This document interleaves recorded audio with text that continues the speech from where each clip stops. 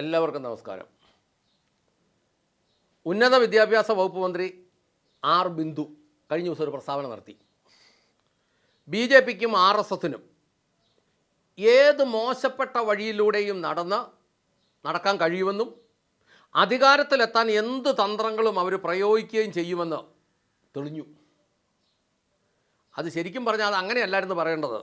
ഇച്ചിരൂടെ പറഞ്ഞത് BJPക്കും RSSനും ഏത് മോശം വഴികളിലൂടെയും നടന്ന് അധികാരത്തിലെത്താൻ കഴിയുമെന്ന് അങ്ങനെ പറഞ്ഞായിരുന്നെങ്കിൽ ഒരു മതത്തിൻ്റെ ഭാഷയിലും വന്നതിനകത്ത്. ഇതാരാ പറയുന്നത്? ഉന്നത വിദ്യാഭ്യാസ വകുപ്പിൻ്റെ മന്ത്രി. എന്നൊക്കെയാണ് പറഞ്ഞത്? ഈ സുരേഷ് ഗോപിയും കൂട്ടത്തിലുള്ള ആളുകളും പല സ്ഥലങ്ങളും മതപരമായ പല സ്ഥലങ്ങളും കയറി ഇറങ്ങിയെന്ന്. മന്ത്രിയോട് ചോദിക്കട്ടെ, കേരളത്തിലെ ഏത് രാഷ്ട്രീയ പാർട്ടികൾക്കാണ് മതപരമായ ബന്ധമില്ലാത്തത്? ഏത് രാഷ്ട്രീയ പാർട്ടികൾക്കാണ് ഇല്ലാത്തത്? കഴിഞ്ഞ ദിവസം കണ്ടില്ലേ ജോൺ ബ്രിട്ടാസ് 2 കന്യാസ്ത്രീമാരെ കെട്ടിപ്പിടിച്ച് ഇങ്ങനെ നിൽക്കുന്നത്? മതപരമായ ബന്ധമൊന്നുമില്ല, പിന്നെ എന്നത്തിനാണ് അവിടെ പോയത്? ഒരാളിവിടെയും ഒരാളിവിടെയും എന്നത്തിനാണ് പോയത്? ഒന്നാമത് MP-മാർ നിലവിലില്ല. ഈ രാജ്യസഭയിലോട്ട് കിട്ടുന്ന MP-മാർ സഹിതം ഈ ചെന്ന് കെട്ടിപ്പിടിക്കുന്ന എന്നത്തിനാ? അങ്ങനെ കന്യാസ്ത്രീമാരെ കെട്ടിപ്പിടിച്ചവരോട് ചോദിക്കട്ടെ, ബിഷപ്പിനെ നികൃഷ്ടജീവി എന്ന് വിളിച്ചത് ആരാ? അപ്പോൾ ഇതെന്താണെന്നാണ് പറയുന്നത്? അങ്ങോട്ടും ഇങ്ങോട്ടും കിടന്ന് കളിക്കുന്നത്. റെജി ലൂക്കോസ് എന്ന് പറഞ്ഞൊരാൾ, അയാൾ ഭയങ്കര മിഷണറി സ്നേഹം, ക്രിസ്ത്യൻ സ്നേഹം പറഞ്ഞു. അപ്പോൾ ഒരു പള്ളിയിലച്ഛൻ തന്നെ ചോദിച്ചു, നിങ്ങൾ ഒരു നാടകം ഈയിടെ കളിച്ചല്ലോ, ഞങ്ങളുടെ സഭാ ആളുകളുടെ വസ്ത്രം ഉരിഞ്ഞ് കാണിക്കുന്ന സൈസ് നാടകം, അതെന്നാ ഇടപാടാന്ന് ചോദിച്ചു. അയാൾക്ക് പറയാൻ ഒന്നുമില്ല. ഈ ഇരട്ടത്താപ്പ് കാണിക്കുമ്പോൾ ജനം ഇത് ശരിക്കും മനസ്സിലാക്കുന്നുണ്ട്. ഇനി അടുത്തൊരു സംഭവം പറയട്ടെ.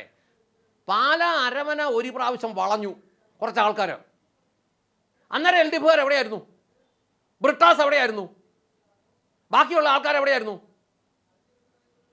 അതിപ്പം എന്നാന്ന് വെച്ചാൽ അന്നേരം വളഞ്ഞപ്പോൾ ഉടനെ ഇലക്ഷൻ വരുന്നില്ലല്ലോ. ഇപ്പം കന്യാസ്ത്രീമാരെ പിടിച്ചപ്പോൾ ഉടനെ ഇലക്ഷൻ വരുന്നുണ്ടെന്നുള്ളതായിരിക്കും വിഷയം. ഈ കന്യാസ്ത്രീകളുടെ പുറകെ പോയ ബ്രിട്ടാസ് അല്ലെങ്കിൽ റഹീമോ അല്ലെങ്കിൽ നേതൃത്വം എന്തുകൊണ്ടാണ് കോതമംഗലം വിഷയത്തിൽ അനങ്ങാതിരിക്കുന്നത്? കോതമംഗലത്തിയുടെ ഒരു വിഷയം ഉണ്ടായല്ലോ. അപ്പം 2040 അല്ലെ 50 ഇന്ത്യ വേറൊരു രാജ്യമാക്കുമെന്ന് പ്രഖ്യാപിച്ചവരുണ്ടല്ലോ. അതിനാർക്കും പ്രശ്നമില്ലേ? ഇനി ഈ പള്ളിത്തർക്കത്തിൽ ഒരു കോടതി വിധി ഉണ്ടല്ലോ, അതെന്നാ നടപ്പാക്കാത്തതോ? 9 വർഷമായിട്ട് അധികാരം ഇരിക്കുന്നവരും പോലീസുള്ളവരും. അപ്പോൾ ഇതെല്ലാം വെറും തരികിട കളികളല്ലേ? ഇത് പറഞ്ഞു വരുന്നത്, എല്ലാവരും പറഞ്ഞു വരുന്നത് ഇതാ, ഞങ്ങൾ എന്ത് വൃത്തികേടും കാണിക്കും. അതിവിടുത്തെ മലയാളിക്ക് എല്ലാവർക്കും അറിയാം എന്ത് വൃത്തികേടും കാണിക്കുമെന്ന്. മറ്റുള്ളവർ കാണിക്കരുത്. അതായത് ഞങ്ങളുടെ കുത്തകയായ പരിപാടികൾ.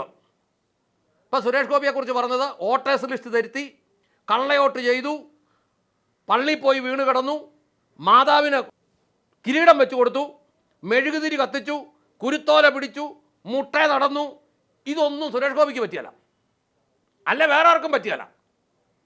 ഇത് ഞങ്ങൾക്ക് 2 പേർക്കും പറ്റും. ഞങ്ങൾക്ക് പറ്റും, ഞങ്ങൾ LDF-നും പറ്റും, ഞങ്ങൾ UDF-നും പറ്റും, വേറെ ആർക്കും പറ്റിയല്ല. അതെന്തൊരു ഇടപാടാ?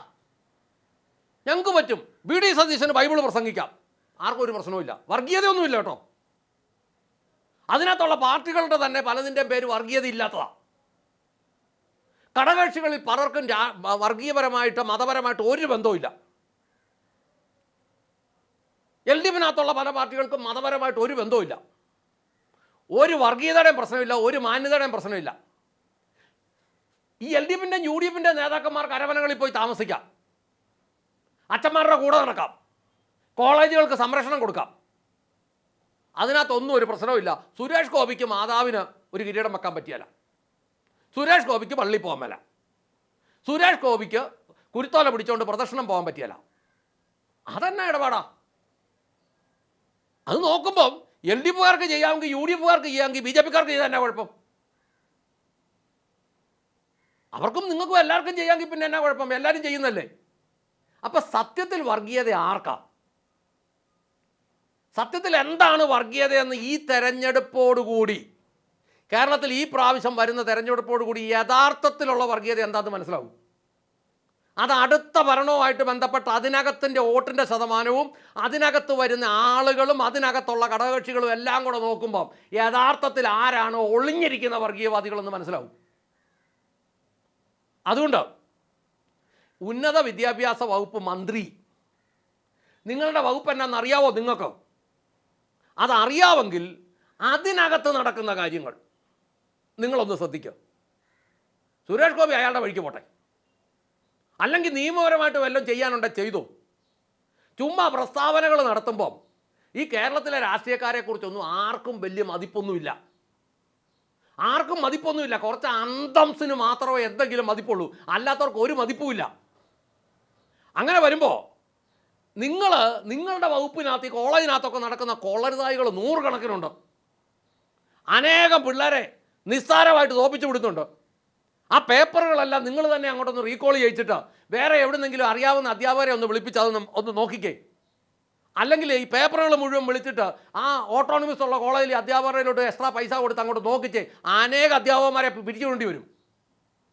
അന്നേരം അത് ചെയ്യേണ്ട ഒരു സ്ഥാനത്ത് എങ്ങനെയെങ്കിലും ഉന്തി ഉരുട്ടി 6-7 മാസം അല്ലെ 1 വർഷം കൂടെ കൊണ്ടുപോകാമെന്ന് വെച്ച് കഴിഞ്ഞാൽ ഇത് ഒത്തിരി മുന്നോട്ട് ഇത് കൂട്ട് കളികളൊന്നും പോകുകയില്ല. കുറച്ച് ശാന്തമായി വാക്കുകൾ പറഞ്ഞുകൊണ്ട് ഒന്നും പറഞ്ഞിട്ടൊന്നും കാര്യമൊന്നുമില്ല.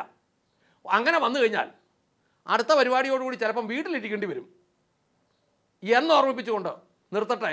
നന്ദി, നമസ്കാരം.